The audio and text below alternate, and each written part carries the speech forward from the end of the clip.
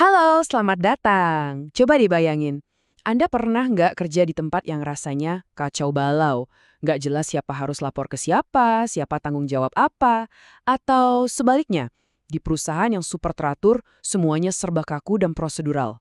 Nah, ternyata dua-duanya itu hasil dari satu hal yang sama, satu konsep fundamental dalam bisnis yang bakal kita bongkar habis hari ini, struktur organisasi.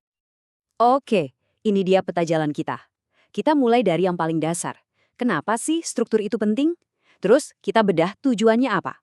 Kita juga bakal lihat beberapa jenis struktur yang paling umum dipakai, gimana cara milih yang paling pas, dan terakhir, kita ngintip sedikit ke masa depan dunia kerja. Yuk, kita langsung mulai aja. Baik, kita masuk ke bagian pertama. Mungkin kedengarannya agak serius ya, struktur. Tapi pertanyaannya simpel banget. Kenapa kita harus pusing-pusing mikirin ginian? Bukannya yang penting itu kumpulin aja orang-orang hebat, terus biarin mereka kerja? Ya, ternyata nggak segampang itu. Menyatukan banyak kepala dengan ide, motivasi, dan gaya kerja yang beda-beda, itu tantangan yang luar biasa loh. Nggak peduli Anda punya tim isinya 5 orang teman atau lagi ngurus perusahaan multinasional, pertanyaan ini pasti akan muncul. Jawabannya, kita mulai dari sebuah cetak biru. Sama kayak arsitek yang nggak mungkin bangun gedung tanpa rencana detail, sebuah organisasi juga butuh kerangka kerja. Nah, itulah struktur organisasi. Dia itu cetak biru arsitektur yang ngatur gimana semua bagian perusahaan bisa nyambung dan kerja bareng. Oke, jadi kalau struktur itu adalah cetak biru, isinya apa aja sih? Apa yang sebenarnya digariskan di dalam rencana itu? Yuk, kita lihat lebih dalam tujuan dari cetak biru organisasi ini. Sederhananya gini, ini tuh peta resmi tentang siapa ngerjain apa dan siapa lapor ke siapa.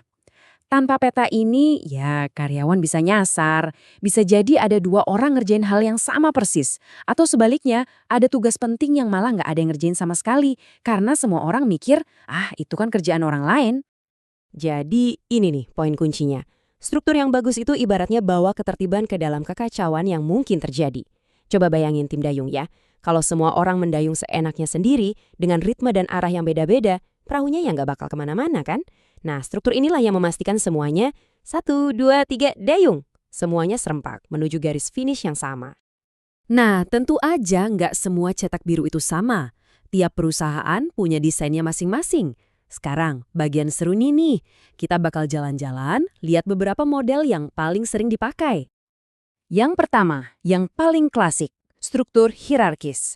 Bentuknya piramida. Anda pasti udah familiar banget kan? Kayak di perusahaan-perusahaan besar zaman dulu atau di militer.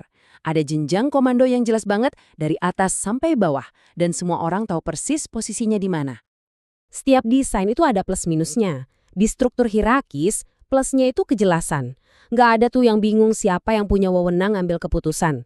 Tapi, minusnya itu kecepatan. Kalau ada karyawan di level paling bawah punya ide brilian, idenya itu harus naik tangga satu persatu lewat banyak persetujuan. Ini bisa bikin inovasi jadi lambat banget. Sekarang kita lihat lawannya, struktur datar atau flat.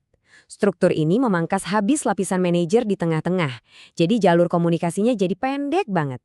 Model kayak gini populer banget di kalangan startup dan perusahaan teknologi yang butuh gerak cepat dan kolaborasi yang lebih terbuka.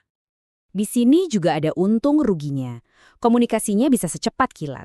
Seorang engineer junior bisa langsung ngobrol sama CEO. Ini bikin perusahaan jadi lincah. Tapi risikonya adalah kebingungan. Kalau suara semua orang dianggap setara, terus siapa yang akhirnya mutusin? Tanpa peran yang jelas, bisa-bisa kerjaan jadi tumpang tindih atau malah kehilangan arah. 2 cetak biru populer lainnya itu fungsional dan divisional. Kalau fungsional, itu ngumpulin para ahli di satu tempat. Semua tim marketing jadi satu departemen, semua engineer juga gitu. Ini bagus banget buat membangun keahlian yang dalam. Nah, kalau divisional, itu ngumpulin tim berdasarkan produk atau wilayah. Misalnya, ada tim mobil listrik atau divisi Asia. Ini cocok banget buat fokus ke pasar atau pelanggan tertentu. Dengan pilihan sebanyak ini, muncul pertanyaan penting berikutnya. Sebagai seorang pemimpin, gimana caranya milih cetak biru yang paling pas buat tim atau perusahaan Anda? Wah, ini dia pertanyaan jutaan dolarnya. Serius, ini penting banget buat semua manajer atau pengusaha. Kalau salah pilih struktur, bisa-bisa pertumbuhan jadi mandek, semangat kerja tim anjlok, dan perusahaan Anda jadi kalah saing. Dan mungkin ini dia wawasan yang paling penting dari semua ini. Ternyata, nggak ada satu jawaban yang paling benar. Logikanya gini deh, seorang arsitek pasti bakal ngerancang rumah yang beda banget Kang, buat keluarga yang tinggal di pantai tropis sama keluarga yang tinggal di kutub utara. Nah, sama persis, struktur organisasi yang terbaik itu ya yang paling pas sama situasinya. Pemimpin yang cerdas itu harus jadi arsitek. Dia harus mempertimbangkan banyak faktor kunci. Misalnya, strategi bisnis Anda apa? Mau jadi inovator yang gerak cepat? Mungkin struktur datar lebih oke. Atau perusahaan Anda sudah besar dan matang di industri yang stabil? Mungkin hierarki lebih masuk akal. Lingkungan, teknologi, ukuran perusahaan, semuanya ikut menentukan desain mana yang paling cocok. Oke, terakhir nih. Cetak biru ini nggak kaku loh. Dunia kerja itu berubah terus. Apalagi sekarang dengan adanya kerja remote dan teknologi-teknologi baru. Yuk kita lihat gimana struktur organisasi ini berevolusi buat ngadepin masa depan. Kita lagi melihat pergeseran yang jelas banget. Dari yang tadinya model kantor tradisional yang kaku, lalu bergerak ke struktur yang lebih cair berbasis tim dan proyek, sampai sekarang ke arah organisasi yang tanpa batas, di mana orang bisa kerja bareng dari seluruh penjuru dunia. Kenapa? Karena tuntutannya sekarang adalah kecepatan, fleksibilitas, dan kemampuan buat dapetin talenta terbaik dimanapun mereka berada. Nah, ini dia intinya. Mikirin struktur organisasi itu bukan sekedar teori di atas kertas. Ini adalah salah satu alat strategis paling ampuh yang Anda punya. Memilih dan terus-menerus menyesuaikan struktur ini adalah salah satu keputusan paling besar dampaknya yang bisa dilakukan seorang pemimpin untuk memaksimalkan potensi timnya. Jadi, sebagai penutup, coba dipikirkan ini.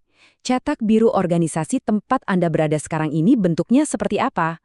Dan yang lebih penting, apakah struktur itu membantu Anda maju atau malah jadi penghambat? Itulah pertanyaan yang bisa Anda bawa pulang.